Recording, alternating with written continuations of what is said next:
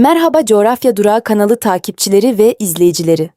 Bugün sizleri zamanın kumlar altında yavaşladığı, güneşin her sabah kadim bir tarihe uyandığı ve suların hayat verdiği efsanevi bir coğrafyaya, yani Mısır'a götürüyoruz. Bu yolculuğumuzda sadece devasa taş blokların arasından süzülen gizemleri değil, aynı zamanda modern dünyanın karmaşası ile antik dünyanın bilgeliğinin nasıl iç içe geçtiğini de keşfedeceğiz. Nil Nehri'nin bereketiyle yıkanan bu topraklarda firavunların ihtişamından günümüzün devasa gökdelenlerine uzanan kesintisiz bir hikayenin izini süreceğiz. Hazırsanız kum fırtınalarının arasından süzülüp binlerce yıllık bu derin mirası hep birlikte anlamaya çalışalım. Mısır yaklaşık 1.450.000 kilometre karelik devasa yüz ölçümü ile Kuzey Afrika ve Batı Asya arasında stratejik bir köprü vazifesi görmektedir. Ülkenin topraklarının büyük bir bölümü Afrika kıtasında yer alırken, Sina Yarımadası vasıtasıyla Asya'ya uzanan bu benzersiz yapı, onu küresel jeopolitiğin her zaman merkezinde tutmuştur. Batısında Libya, güneyinde Sudan, kuzeyinde Akdeniz ve doğusunda Kızıldeniz ile komşu olan bu topraklar, aynı zamanda Akdeniz ile Hint okyanusunu birbirine bağlayan hayati bir su yoluna da ev sahipliği yapmaktadır. Ancak bu sınırların ötesinde Mısır'ı asıl tanımlayan şey, dünyanın en uzun nehri olan Nil'in bu kurak çöllerin ortasında oluşturduğu o muazzam yeşil damardır. Nil Nehri, 6.853 kilometre boyunca uzanan yolculuğunda Mısır için sadece bir su kaynağı değil, aynı zamanda ülkenin ruhu ve yegane yaşam pınarıdır. Ülke topraklarının yaklaşık %96 gibi çok büyük bir kısmı aşırı kurak çöllerden oluşurken, nüfusun %99'u bu nehrin oluşturduğu dar ve verimli vadiye sıkışmış durumdadır. Bu coğrafi zorunluluk, Mısır'ı dünyanın en büyük vahası haline getirmiş ve yerleşim yapısını tamamen suyun akışına göre şekillendirmiştir. Eğer Nil Nehri'nin o cömert suları olmasaydı, bugün bildiğimiz o görkemli medeniyet muhtemelen Sahra Çölü'nün derinliklerinde kaybolmuş bir toz bulutundan ibaret kalacaktı. Coğrafi açıdan bakıldığında Nil Nehri, güneyden kuzeye doğru akarak Akdeniz'e dökülür ve bu durum ülke isimlendirmelerinde ters bir mantığa yol açar. Nehrin yukarı kısımları güneyde kaldığı için bu bölgeye, Yukarı Mısır, nehrin denize döküldüğü geniş delta bölgesine ise Aşağı Mısır denilmektedir. Bu ilginç coğrafi isimlendirme, Mısır tarihinin her döneminde siyasi ve kültürel bir ayrımın da temeli olmuştur. Nehrin kıyısındaki o meşhur siyah topraklar antik dönemde Kemet olarak adlandırılırken, hemen ötesindeki kızıl çöller ise Deşret, yani kırmızı topraklar olarak bilinmekteydi. Mısır'ın demografik yapısı, bu kısıtlı alana yerleşmiş olan devasa bir enerjiyi ve potansiyeli temsil etmektedir. 2025 yılı verilerine göre 108.500.000 kişiye ulaşan nüfus, Mısır'ı Orta Doğu'nun en kalabalık, Afrika'nın ise 3. en kalabalık ülkesi yapmaktadır. Nüfusun büyük çoğunluğu kendisini Mısırlı olarak tanımlayan Arap topluluklarından oluşsa da, Kıpti Hristiyanlar yaklaşık 15 milyonluk nüfuslarıyla ülkenin en köklü dini azınlığını temsil etmektedir. Ayrıca Nil kıyılarında yaşayan Nubiyan halkı kendilerine özgü dilleri ve renkli kültürleriyle ülkenin güneyine bambaşka bir atmosfer katmaktadır. Kahire, yaklaşık 22 milyonluk devasa nüfusuyla sadece Mısır'ın değil, tüm Afrika'nın en kalabalık ve en hareketli şehirlerinden biri olarak öne çıkmaktadır. Ancak bu aşırı yoğunluk, şehri dünyanın en gürültülü ve en kirli metropollerinden biri haline getirmiştir. Trafiğin kuralsızlığı ve her an her yerden çıkan kornaların sesi, Kahire'yi bir kaos şehri olarak tanımlayanlara hak verdirmektedir. Yine de bu karmaşanın içinde bile binlerce yıllık camiler, çarşılar ve modern binalar birbirine saygı duyarak bir arada yaşamaya devam etmektedir. Mısır hükümeti, Kahire'nin bu ağır yükünü hafifletmek amacıyla tarihin en iddialı projelerinden birine imza atarak çölün ortasında yeni idari başkenti inşa etmektedir. Kahire'nin yaklaşık 45 kilometre doğusunda 900 kilometre karelik bir alana yayılan bu yeni şehir, Mısır'ın 21. yüzyıldaki vizyonunu temsil etmektedir. Şehirde yükselen 385 metre yüksekliğindeki ikonik kule, tamamlandığında Afrika'nın en yüksek binası olma unvanını taşıyacaktır. Ayrıca Nil Nehri'ni sembolize eden 35 kilometre uzunluğundaki devasa yeşil park alanı, şehrin nefes almasını sağlayacak şekilde tasarlanmıştır. Yeni idari başkent, 6,5 milyon insana ev sahipliği yapacak şekilde 21 yerleşim bölgesi ve teknoloji parkları ile donatılmıştır. Proje kapsamında inşa edilen ve 93 bin kişi kapasiteli olan yeni ulusal stadyum, mimarisiyle Kraliçe Nefertiti'nin tacını andırmaktadır. Şehrin enerji ihtiyacının yaklaşık %35'inin güneş panellerinden sağlanması hedeflenmektedir. Bu devasa yatırım, Mısır'ın sadece geçmişine değil, aynı zamanda modern bir geleceğe de ne kadar önem verdiğinin en açık göstergesidir. Mısır hükümeti bu devasa şehre dair vizyonunu 2026 yılında daha da ileriye taşıyarak bölgeyi özel statülü bir il haline getirmeyi planlamaktadır. Şubat 2026 tarihinde sunulan yasa tasarısı ile şehrin isminin kadim tarihe selam duracak şekilde Memphis olarak değiştirilmesi gündeme gelmiştir. Bu isim değişikliği, Mısır'ın binlerce yıllık köklerine olan bağlılığını modern bir başkentle taçlandırma arzusunu simgelemektedir. Şehrin tamamen akıllı teknolojilerle donatılması ve yapay zeka destekli yönetim sistemlerinin kurulması, bu yeni dönemin en belirgin özellikleri arasındadır. Ekonomik olarak Mısır, Süveyş kanalı gelirleri, turizm ve tarım gibi kritik sütunlar üzerine inşa edilmiştir. 2023 yılında 10 milyar 250 milyon Amerikan doları ile tarihi bir gelir rekoru kıran Süveyş kanalı, küresel ticaretin can damarı olma özelliğini korumaktadır. Ancak 2024 yılında Kızıldeniz'de yaşanan güvenlik sorunları nedeniyle kanal geçişlerinde büyük bir düşüş yaşanmış ve gelirler yaklaşık 4 milyar dolara kadar gerilemiştir. Bu durum, Mısır ekonomisinin küresel krizlere karşı ne kadar hassas olduğunu bir kez daha kanıtlamıştır. Süveyş kanalından her yıl yaklaşık 20 binin üzerinde gemi geçmekte ve bu geçişler dünya ticaretinin yaklaşık %12'sini kapsamaktadır. Mısır için bu kanal sadece bir su yolu değil, aynı zamanda ülkeye doğrudan döviz akışı sağlayan en stratejik varlıktır. Kanalın genişletilmesi ve modernize edilmesi için yapılan milyarlarca dolarlık yatırımlar, Mısır'ın küresel lojistik ağındaki yerini sağlamlaştırmayı amaçlamaktadır. Ancak alternatif ticaret yollarının konuşulması, Kahire hükümetini kanalın verimliliğini artırmaya yönelik yeni adımlar atmaya zorlamaktadır. Mısır ekonomisinin bir diğer hayati damarı olan turizm, 2025 yılında 16 milyar 700 milyon Amerikan doları gelir sağlayarak yeni bir rekora imza atmıştır. Piramitlerin efsunlu atmosferi, Luxor'un devasa tapınakları ve Kızıldeniz'in eşsiz mercan resifleri her yıl milyonlarca insanı bu topraklara çekmektedir.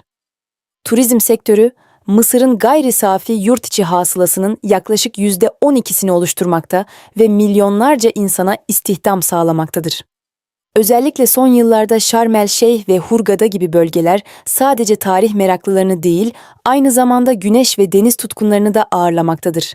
Peki, sizce Mısır'ın asıl hazinesi çölde yükselen bu modern kuleler mi, yoksa binlerce yıl önce taşlara kazınmış olan o kadim sırlar mı?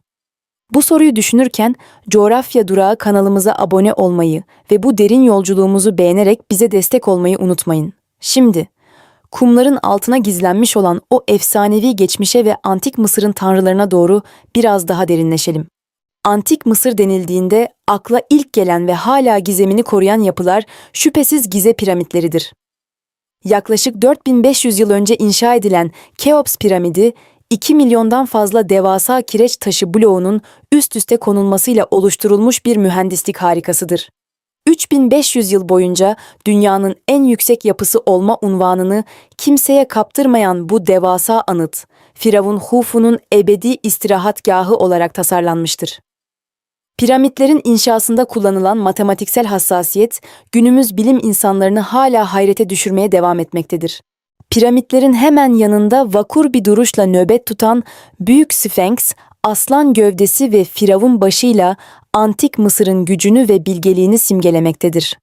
73 metre uzunluğundaki bu kireç taşı heykel, muhtemelen Firavun Hafre'yi onurlandırmak amacıyla tek bir kaya kütlesinden yontulmuştur. Rüzgarın ve kumun aşındırmasına rağmen binlerce yıldır ayakta kalan Sfenks, Mısır'ın geçiciliğe karşı verdiği sonsuzluk savaşının en büyük sembolüdür.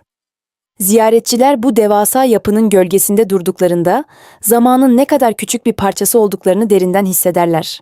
Antik Mısırlıların doğa ve hayvanlarla kurduğu bağ sadece dini değil, aynı zamanda pratik bir gündelik yaşam biçimiydi. Örneğin, babunlar o dönemde sadece kutsal kabul edilmiyor, aynı zamanda meyve toplamak veya suçluları yakalamak için özel olarak eğitiliyordu. Hamilelik teşhisinde ise dünyada bir ilke imza atarak buğday ve arpa tohumlarını kullanıyor, bebeğin cinsiyetini bu tohumların büyüme hızına göre tahmin ediyorlardı. Ayrıca gözlerine sürdükleri o meşhur kohol sürmesi sadece bir makyaj değil, aynı zamanda güneşten korunmak ve enfeksiyonları önlemek için kullandıkları tıbbi bir kalkandı. Günümüz Mısır halkı arasında ise binlerce yıllık inanışlar modern şehir efsaneleriyle harmanlanmış durumdadır.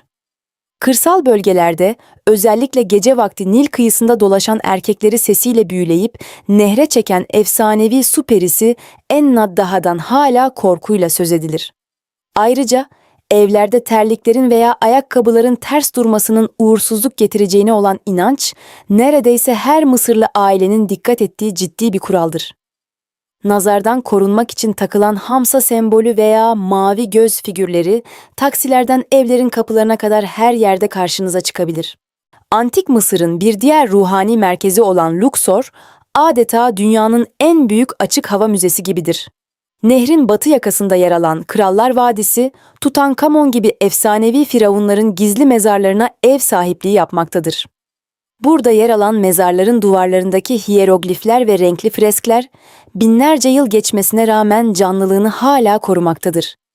Firavunların öteki dünyaya yaptıkları yolculuğu anlatan bu çizimler, antik Mısırlıların ölümden sonraki hayata ne kadar derin bir inançla bağlı olduklarını göstermektedir.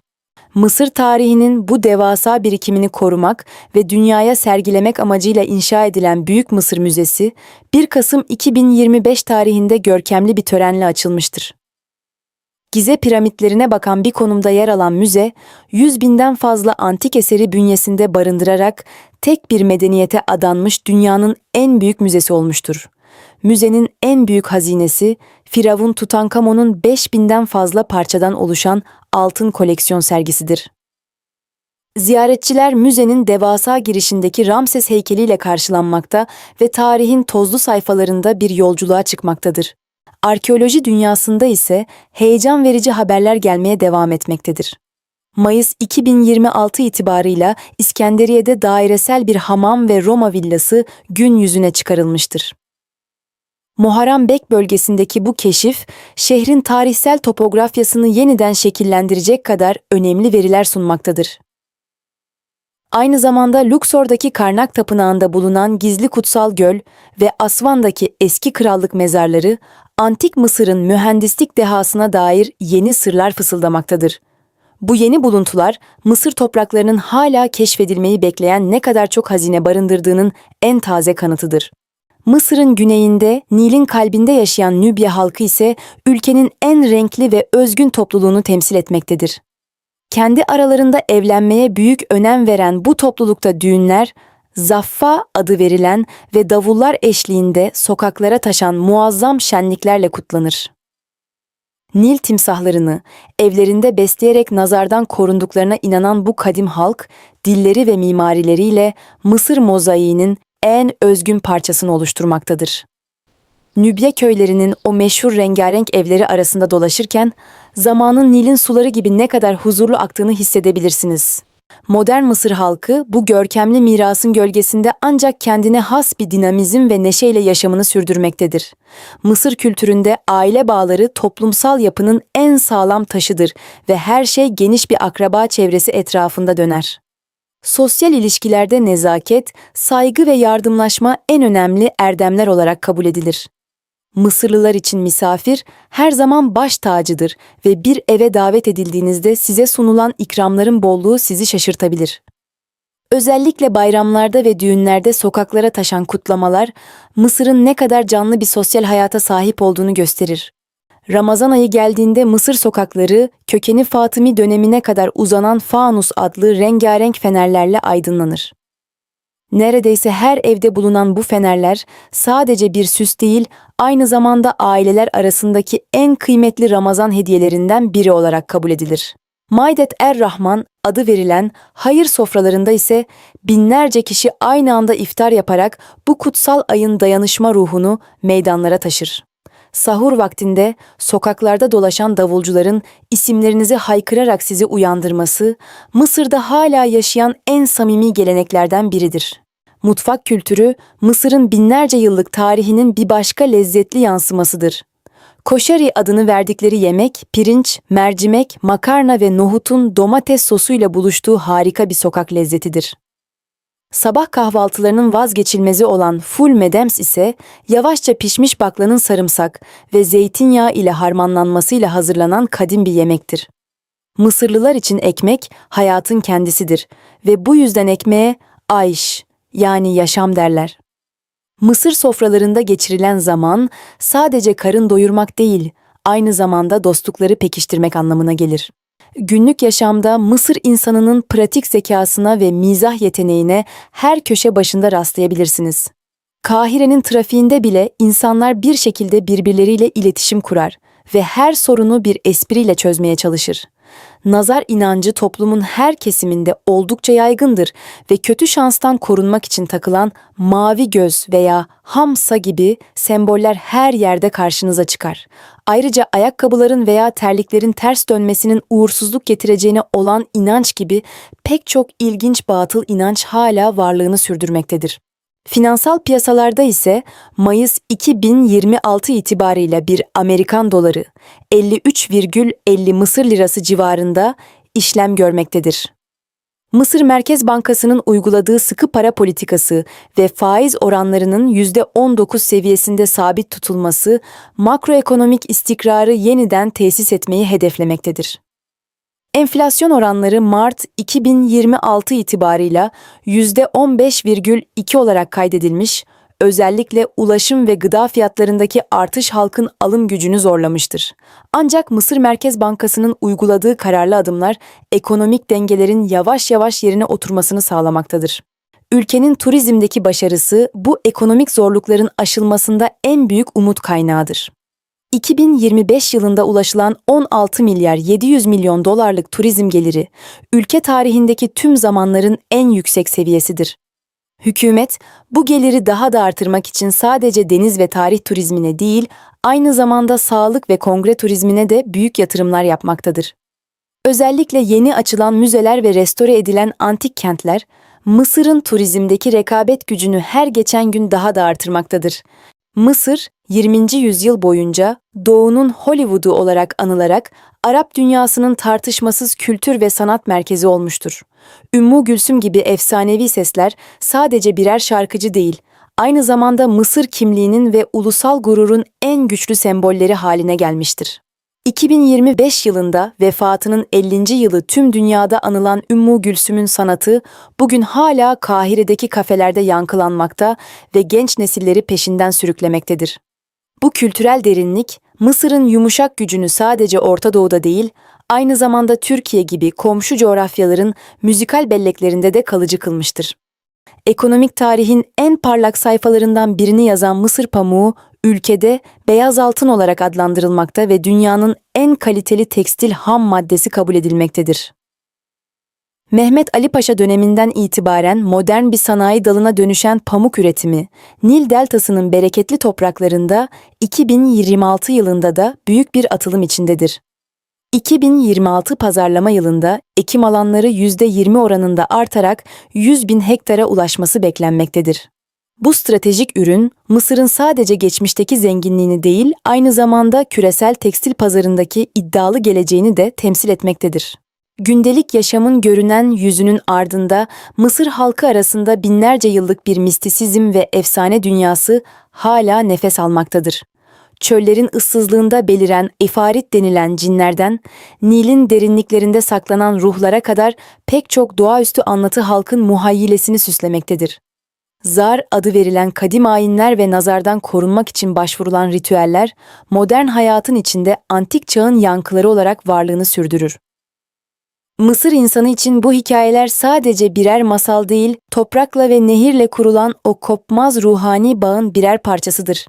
Bütün bu büyük projelerin ve ekonomik verilerin ötesinde Mısır, insanlığın ortak hafızasının bir parçasıdır. Nil'in kıyısında gün batımını izlerken duyulan o mistik huzur, binlerce yıl önce yaşamış olan bir firavunun ya da bir işçinin hissettiğinden çok farklı değildir. Bu coğrafya bize ne kadar ilerlersek ilerleyelim, köklerimize ve doğaya ne kadar bağlı olduğumuzu her zaman hatırlatır. Mısır'ı anlamak, aslında insanın kendi varoluş mücadelesini ve ölümsüzlük arzusunu anlamaktır. Bu büyüleyici ülkenin derinliklerine yaptığımız yolculuğun sonuna gelirken, Mısır'ın her köşesinin ayrı bir hikaye, her taşının ise ayrı bir sır barındırdığını bir kez daha gördük. Sizler de bu efsanevi toprakları ziyaret etmeyi veya bir piramidin içindeki gizli geçitlerde yürümeyi hayal ediyor musunuz? Belki de Nil Nehri'nde bir sandal turu yaparken kadim bir tanrının fısıltısını duymak istersiniz. Mısır hakkında sizi en çok etkileyen veya şaşırtan bilgi hangisi oldu? Devasa piramitler mi, yoksa modern dünyanın yükselen kuleleri mi? Sizce Mısır'ın geleceğini belirleyen şey Nil Nehri'nin suları mı kalacak, yoksa çölün ortasında yükselen bu teknolojik şehirler mi bu kadim ülkenin kaderini yeniden yazacak? Değerli yorumlarınızı ve düşüncelerinizi bizimle paylaşmayı, videoyu beğenmeyi ve kanalımın bir parçası olmayı unutmayın. Bir sonraki coğrafya durağımızda dünyanın bir başka eşsiz köşesinde buluşmak üzere, sevgiyle ve merakla kalın.